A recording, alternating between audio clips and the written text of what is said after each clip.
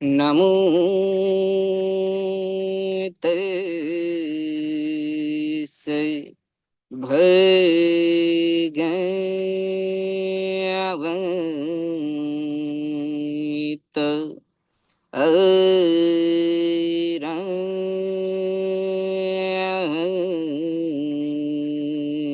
अरहतो सम्मा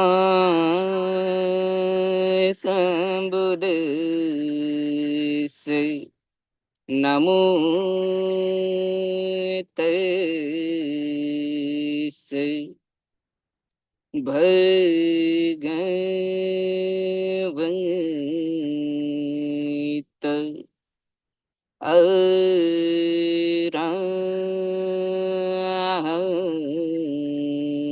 अरहतो सम्मा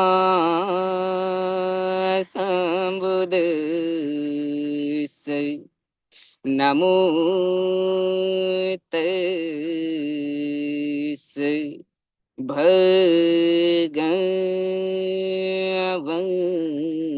भगवतो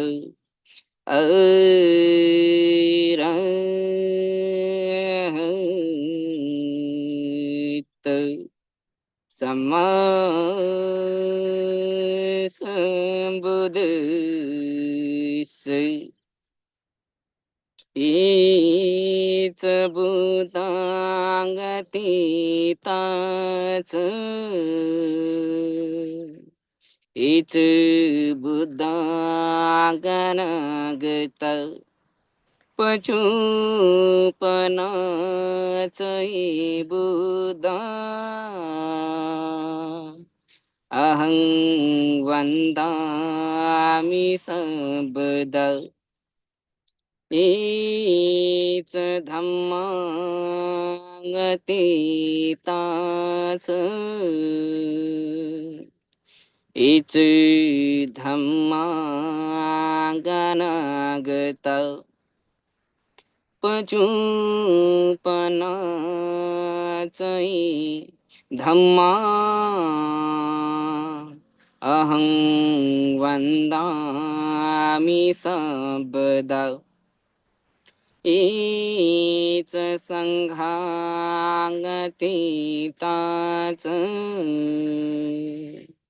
एच संघागनागत पचूपनाच संघा अहं वन्दामि सबद अहं वन्दामि सबद अहं वन्दामि सबद धारण करे सो धर्म हे वर्णा कोरी बात सूरज उग्या प्रभात हो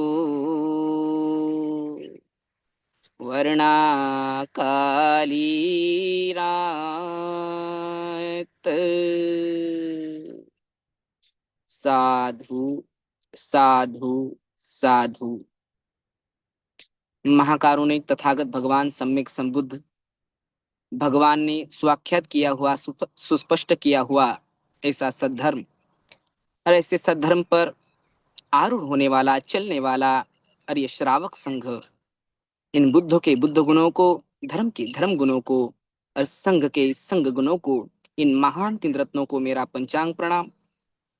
द्वितीय बुद्ध शासन के कर्णधार विश्वरत्न बौद्ध सतो परम पूज्य डॉक्टर बाबा साहब अम्बेडकर एवं जो महानुभाव जिन महानुभावों ने इस सद्धर्म को प्रचारित तथा प्रसारित किया ऐसे महानुभावों को मंगल मैत्री मंगल मैत्री मंगल मैत्री।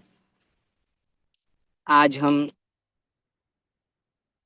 मोर परितंग के बारे में जानने जा रहे हैं और उसके बारे में जानते हुए उसकी अट्टकथा भी जानेंगे।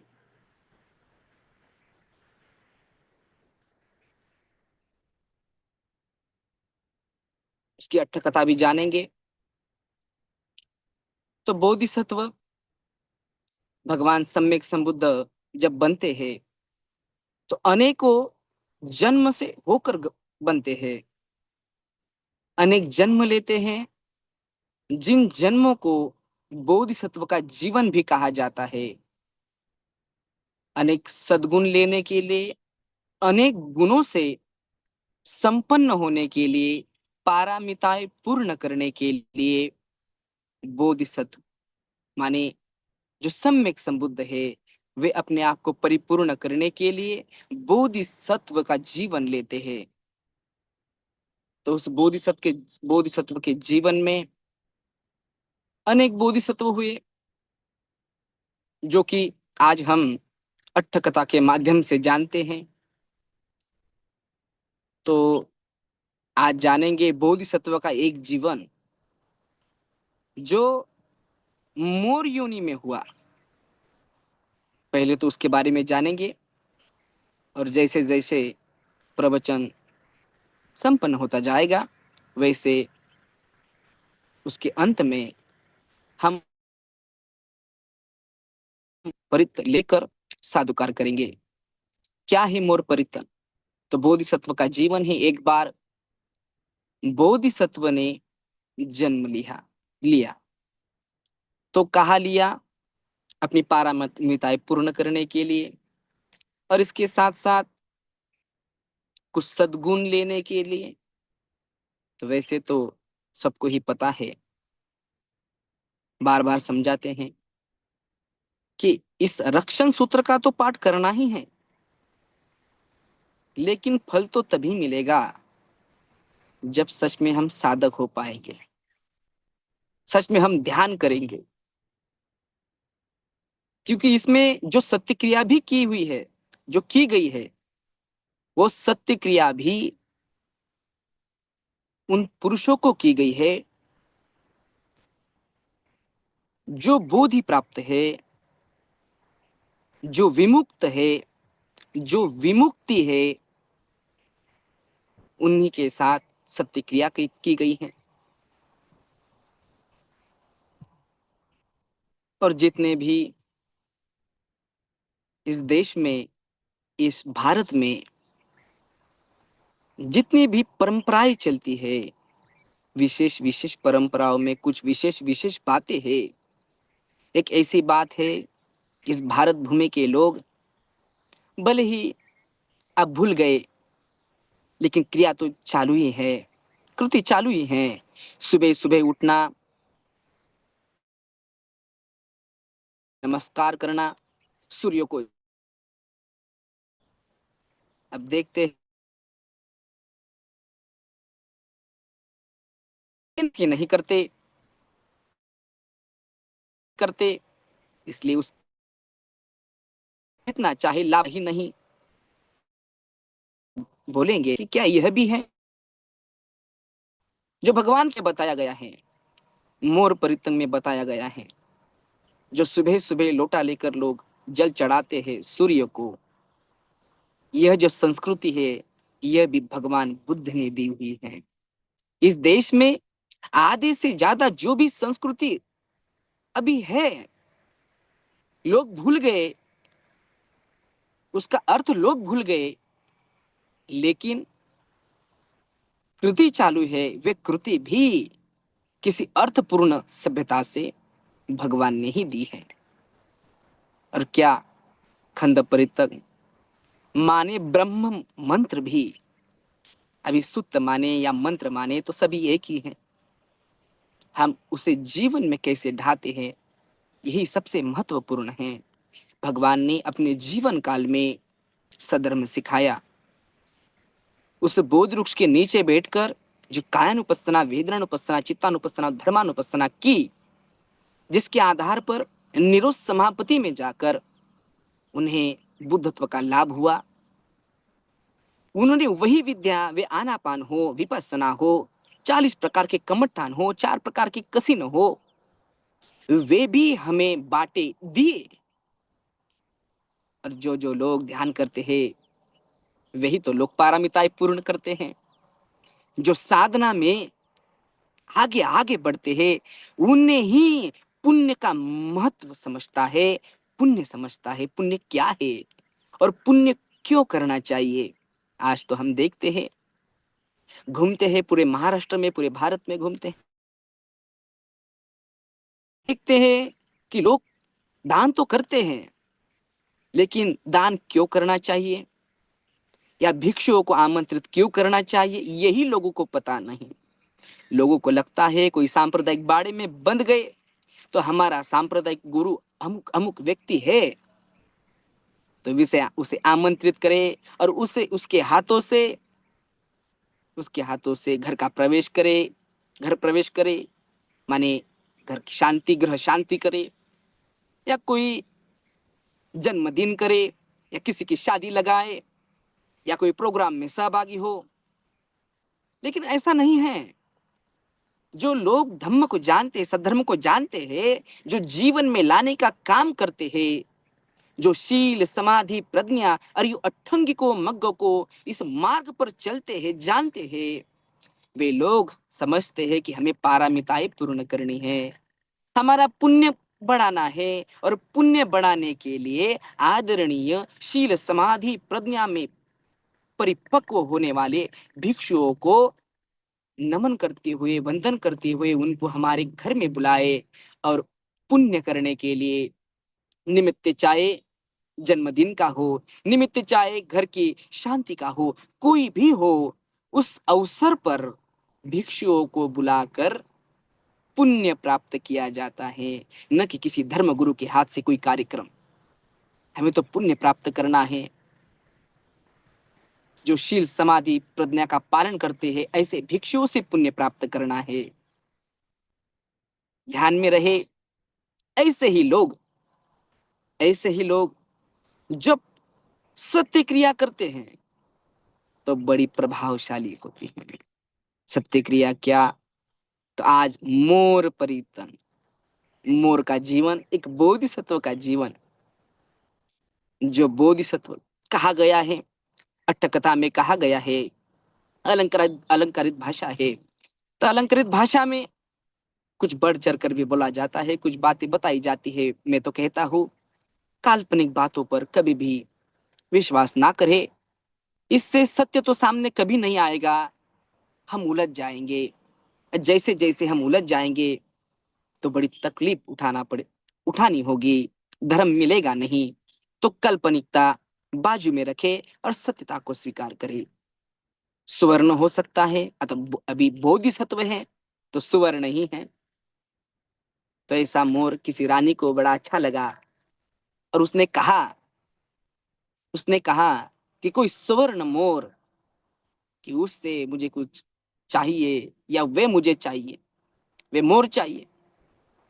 अब पूछा गया, राजा ने पूछा अपनी प्रजा में, लोगों में पूछा कि क्या ऐसा सुवर्ण मोर होता भी है? क्या ऐसा है सुवर्ण मोर? तो सुवर्ण मोर सोने का होगा या नहीं होगा, ये तो मुझे पता नहीं, लेकिन बोधिसत्व है तो सोने से भी मूल्यवान है। तो ऐसा मोर क्या होगा? तो पूछा गया, तो किसी शिकारी को पूछा गया। उस शिकारी ने बताया, राजा को बताया कि हाँ, मेरे दादा, मेरे पिता ऐसा कहते थे कि एक मोर जंगल में है। तो अटकथा में बताया गया है। अब बोधिसत्व मोर है तो बड़ा पुण्यशाली है, पुण्यवान है, उसकी चेतना भी बड़ी अच्छी होगी, भली भांति जानता होगा, जीवन को समझता होगा, पुण्यवान है।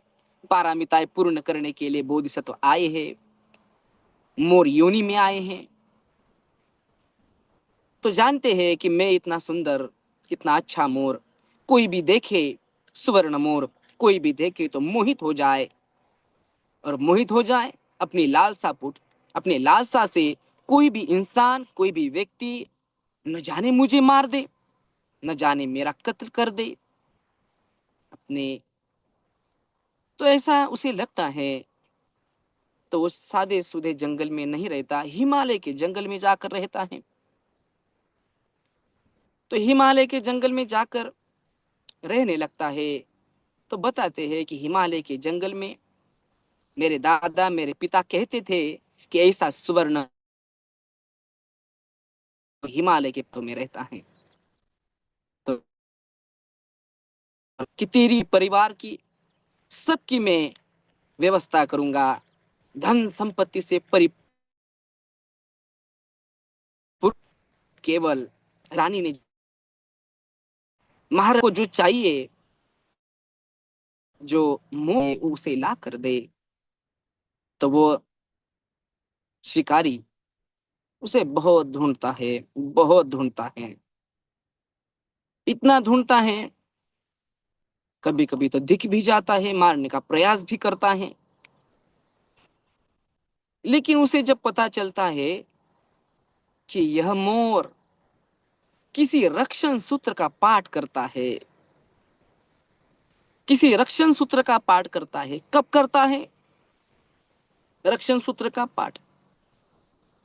तो सुबह करता है, शाम करता है। इससे तो जानते हैं कि एक बार इस सूत्र का पाठ कर लिया और इसके साथ साथ ध्यान कर लिया, इसके साथ साथ मंगल मैत्री कर ली, तो सुबह सुबह यह रक्षण सूत्र का पाठ कर ले और सत्य क्रिया करे। जैसे मैंने बताया, सत्य क्रिया करे, उस उगते हुए सूरज की जो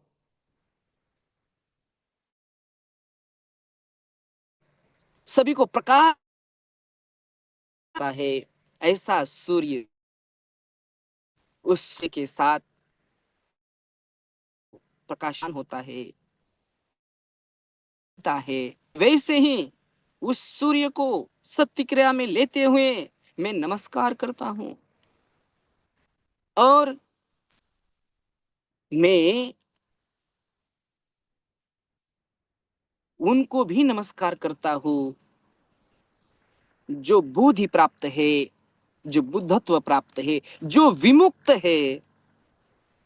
ऐसे सभी को मैं वंदन करता हूं, ऐसा कहता है, ऐसी सत्य क्रिया करता है।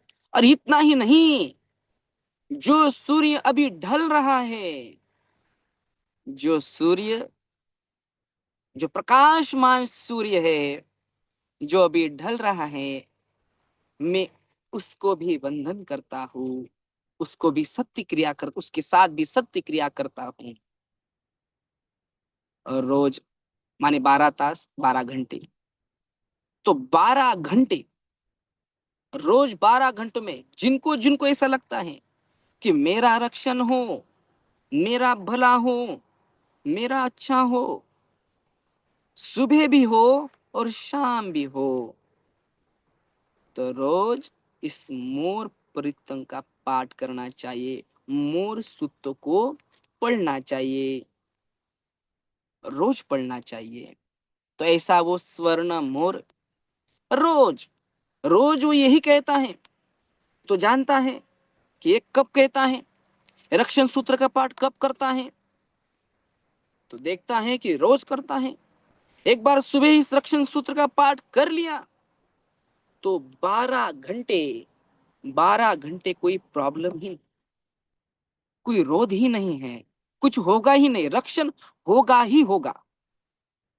और साइंस है, काल्पनिक बात नहीं है, सत्य क्रिया बहुत बड़ी बात होती है। आप जानते हैं जितने भी सुत्त है, उन सुत्तों में सत्य क्रिया ही की गई है। शील समाधि का पालन करें और शील समाधि का पालन करते हुए मोर योनि में एक बोधिसत्व जब सुवर्ण अवस्था में जन्म लेता है, तो उसको मारने के लिए कोई शिकारी आता है, प्रयत्न करता है, लेकिन जानता है कि वह मोर परितंग माने, ये तो मोर परितंग बाद में कहा गया, लेकिन किसी रक्षण सूत्र का पाठ करता है, तो वह रक्षण सूत्र का पाठ रोज शाम, रोज सुबह उस सूर्य को नमस्कार करते हुए बोधि, विमुक्ति, विमुक्त और बोधिया को सत्य क्रिया में लेते हुए उनको वंदन करता है। तो ऐसे लोगों का ऐसे जीवों का बड़ा कल्याण होता है, बड़ा रक्षण होता है। यदि आपका भी रक्षण, यदि आपको लगता है कि मेरा भी रक्षण हो, सद्धर्म में चलते हुए मेरा भी रक्षण हो, तो रोज सुबह रोज शाम इस सूक्त का पठन करना चाहिए। अभी देखता है कि रोज सुबह शाम उसका पठन चालू है, तो रक्षण तो होगा ही। बहुत दिनों तक घूमता है, लेकिन वह जब रक्षण सूत्र में रहता है, तभी यह शिकारी क्या करता है, एक मोरनी माने यहाँ पर लांडोर भी कहते हैं, तो ऐसा स्त्री मोह जो मनुष्य में भी है और जानवरों में भी है, ऐसा ही स्त्री मोह में उसको डालने का प्रयास करता है और होता भी है। अनेक अनेक दिनों तक, अनेक वर्षों तक उसको कुछ भी नहीं होता, लेकिन एक बार चित्त भटका और उसने रक्षण सूत्र का पाठ किया नहीं, मन उस मोरनी के पीछे भागा, वैसे ही वो पकड़ा गया। तो इस अट्ठकथा से हम जान सकते हैं कि जब तक सत्य क्रिया है, जब तक मोर परितंग मोर सुत है, तब तक हमारा रक्षण हो सकता है। जीवन में जीते हुए, इस वातावरण में जीते हुए हमसे बहुत गलतियां होती है, काया से, वाचा से, मन से गलतियां होती है। तो हम विहार में जाकर भिक्षुओं के सामने क्षमा याचना भी करते हैं, और फिर से धम्म भी लेते हैं, क्षमा याचना, शील याचना भी करते हैं। लेकिन रक्षण भी होना चाहिए। और रक्षण होने के लिए रोज सुबह 1 घंटा और रोज शाम 1 घंटा हमने, सभी साधकों ने, सभी धर्म उपासक उपासिकाओं ने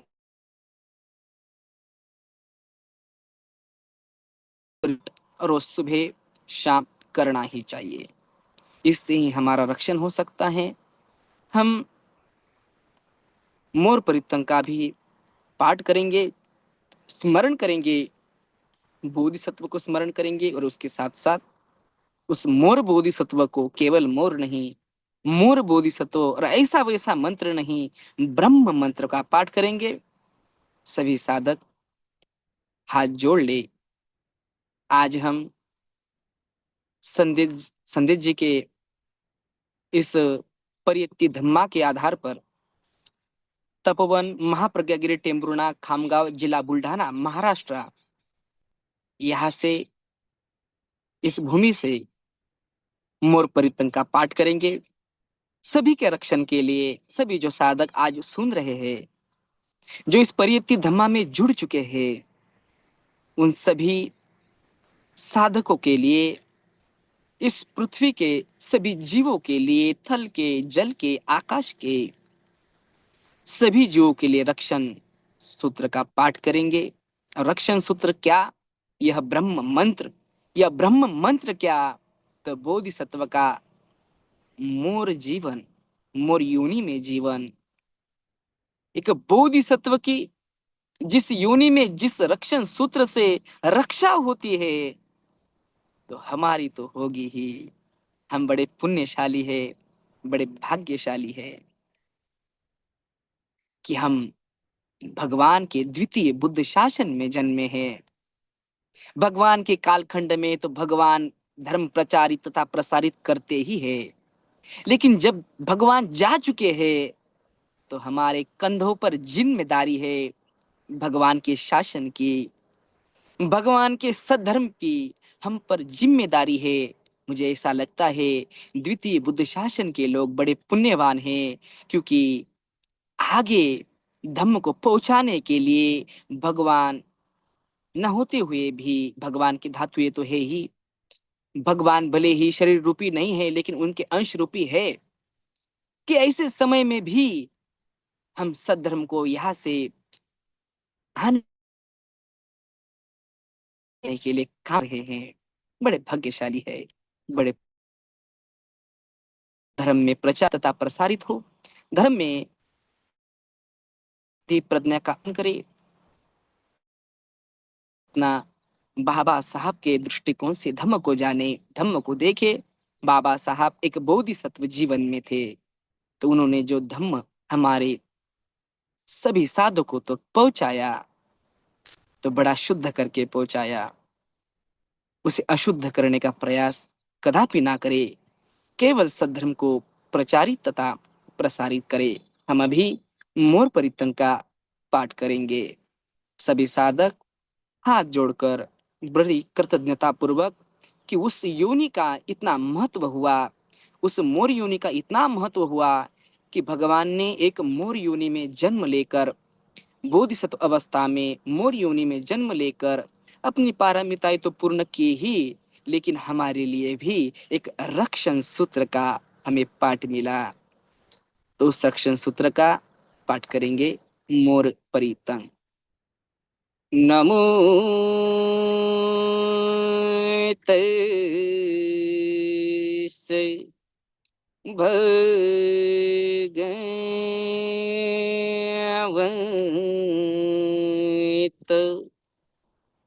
अरहत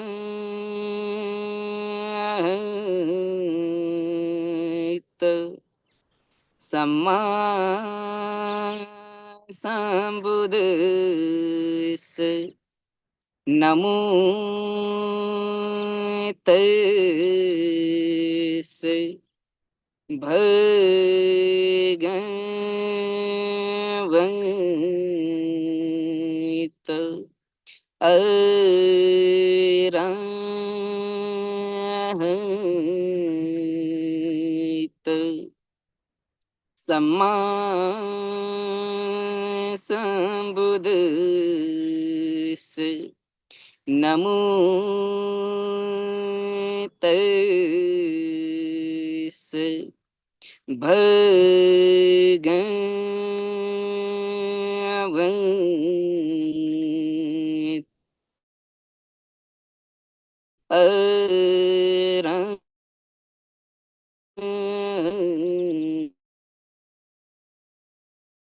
सम्मा संबुद्धिस्से। पुरे तो बोधि संभारे निबतो मूरयोनियो येन सविहितारकं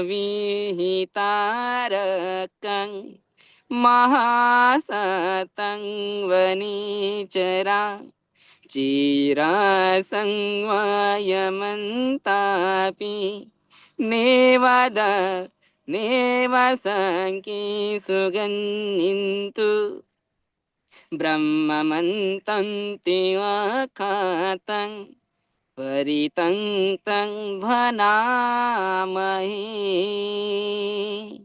उदेतयं च कुमायिकराज हरिसवन्नो पतविप्रभासु तं तं नमसामि हरिसवन्नं पटविप्रभासं तयजुगुताविहरिमुदिवसं। ये ब्रह्मण संवेदगु सबधम्मे ते मेरमुते जमं पालयन्तु। नमस्तु बुद्धानं नमस्तु बुद्धिया नमो विमुक्तानं नमो विमुक्तिया।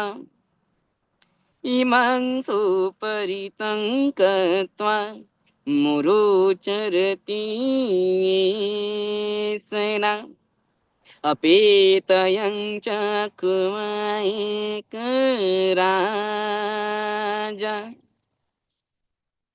हरिसवन्नो पटविप्रभासं तं तं नमसामि हरिसवन्नं पटविप्रभासं तयजुगुताविहरिमुरति। ये ब्रह्मण वेदगु सबधम्मे ते मे नमो ते च मं पालयन्तु। नमस्तु बुद्धानं नमो तु बुद्धानं नमस्तु बुद्धिया नमो विमुक्तानं नमो विमुक्त्याम् इमं सुपरितं कृत्वा मुरोवासकम्पयति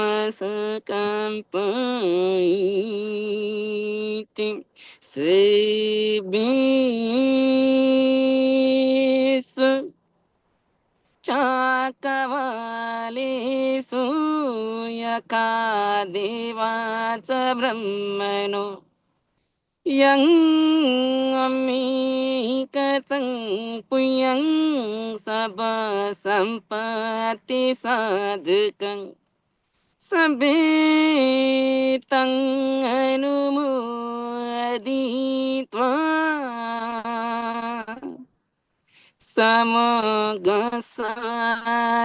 समगसासनिरता पमादरहिता होन्तु अर्कस विशेषतो पुण्यभागमितं पुण्यं समङ्गतामकारितम् अनुमोदन्तु तं सर्वे मेदनीठातु सौखीके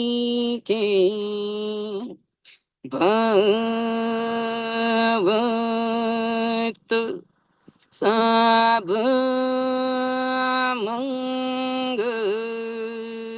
साभमङ्गलं भवतु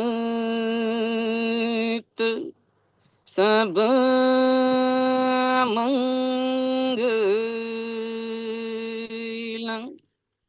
भवतु